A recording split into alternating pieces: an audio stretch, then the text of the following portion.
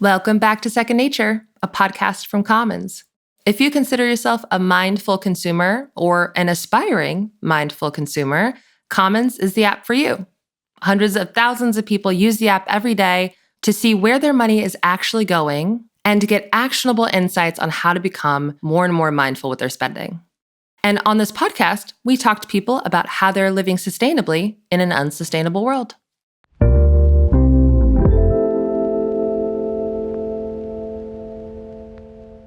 There's this concept called delay discounting. The idea is that often we'd prefer to take a smaller reward now rather than waiting on a bigger one in the future.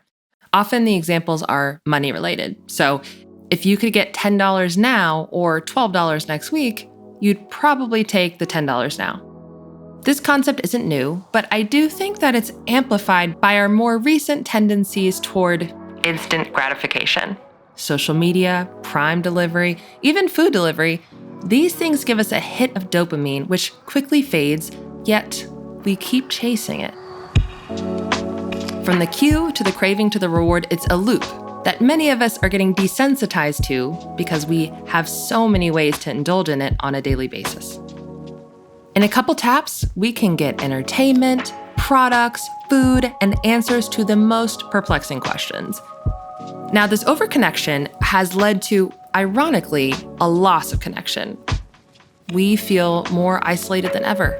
And I think this instant gratification has also created a distance of meaning between us and our stuff. In the last episode, Jason Wise was talking to us about how his relationship with nature changed when he rewilded his lawn. He said, "When you love something, you protect it." He was talking about nature, but I think this is true of just about anything, including our stuff. And what I found to be true about most of the stuff we really love is that it didn't come to us overnighted on an Amazon truck or from the impulse buy bins at Target. It's the stuff that you really took your time to find or research or that was given to you by someone special. Often, it takes time and thought to even really consider what we want or need, and having that kind of patience isn't what the current world is built for. So, slowing down our shopping cycles is in fact an act of resistance. Because when we slow down, we can reflect on what we actually want or need and why. I'm your host, Caitlin Cunningham, and on this community episode of the show, we're getting tips from you about how you practice slow shopping in a world that moves very, very fast. Slow shopping means being very intentional about what I purchase. It means being mindful of being advertised to and not giving in to those ads. Doing a little bit of research about the company itself. I very much like the information that's provided on the Common Earth app for companies that are providing more transparency into their supply chain. I make an effort to look up products on Environmental Working Group's Skin Deep database to see if there are any problematic ingredients, as well as make sure they're actually plastic packaging free. I like to focus on using what I have, repurposing or donating things that I no longer need. I ask myself, can I just borrow it instead of owning it? Is there a version of this item that is made out of natural materials? Is there a small local store I can support instead of a big box store that has this item? If it's clothing, because it usually is something like that, but I will ask myself, will I actually wear this? Because I think we all have stuff sitting at the bottom of our wardrobes that we do not wear. Slow shopping is also about considering how I play a role in the greater scheme of things and what type of consumer I want to be. Now, I will say that slow shopping is very hard for me at times, and there are moments where I slip, especially if we're traveling and I see clothes while strolling a market. It's something I'm getting better at and will continue to get better at over time. What motivated me to start my mindful shopping journey was through learning more about the climate change crisis and how my consumption habits were killing the planet. After seeing how high my carbon footprint was in my Commons app and watching documentaries like Buy Now, The Shopping Conspiracy on Netflix, I realized I could no longer point the finger at companies for being the only polluters. I think it's important all of us take the time to make sure we really need something and take responsibility for that item that comes into our possession, especially when it comes to throwing it away. In terms of the kind of purchases that I take my time to slow shop for, I think always material things like fashion items or beauty products. I tend to get decision paralysis with those and just sort of hope that someone buys it for me as a gift, or I could even buy it secondhand, which I have done before. Obviously unused and unopened. A lot of beauty influencers nowadays tend to sell on items that they're not going to use, which is great if you don't want to spend as much money. The purchases that we take our time to shop slow for are clothes, of course, if not purchased at a thrift store or resale shop. In the fitness space, proper shoes are crucial for lifting weights or running long distances. And these types of purchases we do buy new, but we always take care of them and we always make them last. I had my running shoes for years before I recently got a new pair. For groceries, I think about the foods that tend to sit at the back of my fridge and go bad most often. For clothes, I try my best not to buy new. I rewear dresses for events and peruse secondhand shops if I need to put together a costume. I always take my time with most items, but especially skincare, makeup, clothes, decor, and furniture. There is so much decor and furniture in vintage stores or Facebook Marketplace that there really is no reason to buy anything new. And often those items look better and are much higher quality. What kinds of purchases do you take your time to slow shop for?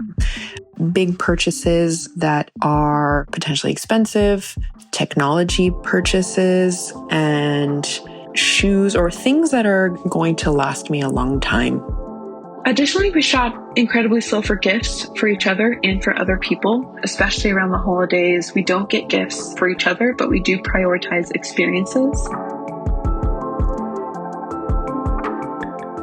I was not always a slow shopper, but I was not necessarily ever a fast shopper. My mom, being an immigrant coming from a family that came from the textile industry, she was always very adamant that if we're going to purchase something, it better be of good quality. And so we've always been very conscientious when it comes to making purchases. However, with the rise of Amazon, there was a moment where shopping was very convenient, but the slow shopping has come back around for me, especially moving to Victoria and especially starting to work more in the environmental and sustainability field. It's very prominent in my life right now. Thanks to my mom, I was never a fast shopper. We would go on one big back-to-school shopping for clothes at the beginning of each school year while I was growing. We were mindful of buying clothes with the intent to last, but I certainly bought a lot more in my youth than I do now. I think I have always been a slow shopper. I'm quite indecisive anyway, so slow shopping has always been fairly natural for me. Especially if I'm buying something online, I will always just look several times before I make the decision. Less so in person. I used to shop just like everyone else. Where can I buy the most items for the cheapest? From H&M hauls to Target runs, I would enjoy trying to find a good deal without any care about the materials it was made out of or if the item would last long. All my waste, like plastic skincare or shampoo bottles I bought over the years, are going to turn into microplastics that hurt generations to come. It is important to me to have a clear conscience, knowing that I made an effort to change my habits for good. I definitely have not always been a slow shopper. I used to love to go shopping, used to love to go to the mall. My first jobs ever as a teenager were in the malls. So I was always broke when payday came around because I had already spent my paycheck on everything in the store. It was a lovely cycle.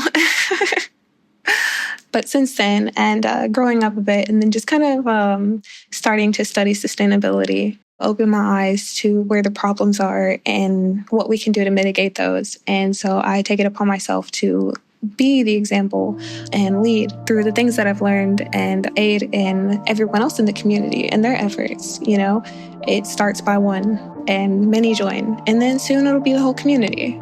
That's kind of the really big end goal with it all. There are so many gains to mindful shopping. I shop less often.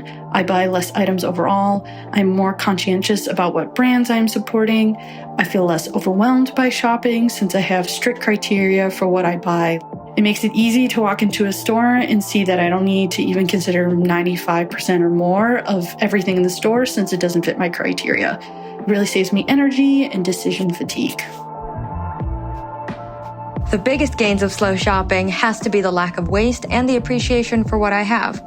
I love dresses, so if I end up wearing the same formal dress to 10 different events, that doesn't bother me because I love it anyway. The biggest gains of shopping mindfully for me have been reduced expenditure. Mainly because the places I will give into the thrill of the impulse buy, because it's a great feeling, is in charity shops or vintage shops where everything's pre-owned or pre-loved. So I feel a lot better buying anything from there. The items are cheaper, they're already sort of out there in the environment, and the money very often goes to a charitable cause, which makes it even better. And if I do impulse buy something that maybe isn't quite right or I don't need it as much as I thought, I'll sell it on again or even take it to a different secondhand shop, which I think makes the whole process a lot more enjoyable for me. I would say that the obvious big gain for shopping more mindfully is the excess of money. Honestly, it's been great for my bank account. Being more mindful, I've just actually bought much less. And I wear the things that I buy now. So my mind feels less cluttered because I just have less things. Yeah, no, it's been great.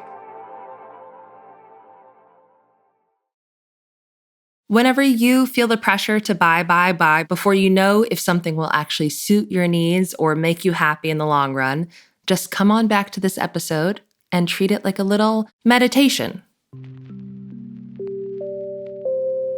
One little hack I like to do before buying something that's a non-necessity is I like to imagine my life with that item in it. If it's a clothing item, I keep it in mind as I'm getting dressed throughout the week. I think of when or how I might wear it. If it's something for my home, I think how I might use it on a daily basis. It's a simple sort of imagination exercise, but it's really helped me avoid some impulse buys that would not have served me well. You can also try starting a 30-day list. If you get the desire or impulse to buy something before you buy, add it to a list, come back to that list in 30 days. If you still want it, maybe you buy it. But in 30 days, you might have found that you've already forgotten about it, or maybe by that point you found it secondhand. You could try a buy nothing month or even a year. We did a whole episode on this a while back. It's a great resource. Give yourself some guidelines. Maybe you just avoid buying clothes or makeup, or maybe it's all non-necessities. You could also go low buy. I did a year where I challenged myself to only buy 6 items of clothing, and even that really changed how I think about buying clothes and stuff in general. You could also join a Buy Nothing group. We have an episode on that too. Being in a free group like this goes a long way to helping shift how we think about the value of our stuff, especially when you default to asking your group for stuff before you buy it. You can also try documenting your belongings. McKenna, here on the Commons team, she documented everything in her closet. So when she's out thrifting, she'll reference her list to get an idea of how the item she's considering would actually fit into her wardrobe. I hope this episode has given you some inspiration, validation, or even just permission to take your time and save some money while you're at it. Thanks to the folks who made it happen. Today you heard from Grace, and I live in Atlanta, Georgia. Kiana, Louisville, Kentucky. Molly, England in the UK. Sophia, Nashville, Tennessee. Gabby in Victoria. Grace in Chicago, Illinois. This episode was edited and engineered by Evan Goodchild. It was written and produced by me, Caitlin Cunningham. If you're not already following the show, hit that button so you don't miss an episode, and I'll see you back here next week.